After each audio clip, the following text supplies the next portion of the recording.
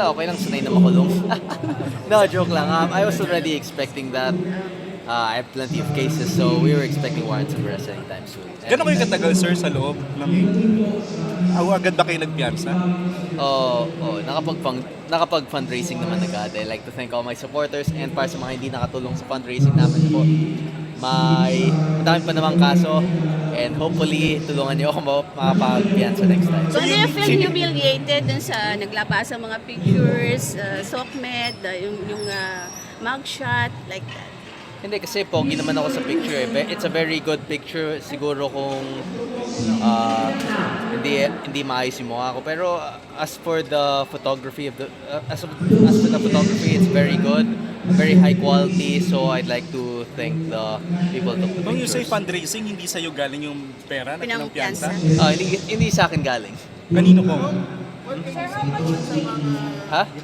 Bail is 400,000 pesos total, I think. Around 400,000 pesos.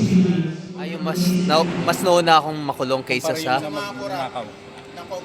I mean, syempre, mauna talaga akong makukulong since sila hindi makukulong, wala pa silang mga kaso. And the big problem here is that yung mga nagnakaw, yung mga na-involved sa flood control, they're very close with President Marcos.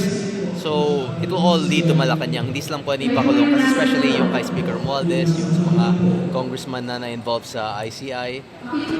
If they were to be imprisoned, it will all lead to Marcos and that's why it's still a big issue there. Wala talaga makukulong sa Are kanila. you disappointed po sa ating justice system? Parang, Expected na natin to. This is expected, especially now. It's worsened a lot recently. I'm only here to support Vice President Sara Duterte. Well, it depends kung magkakaroon pa na that depends on mediation. It's still going to be decided upon by my legal team on what the best course of action would be.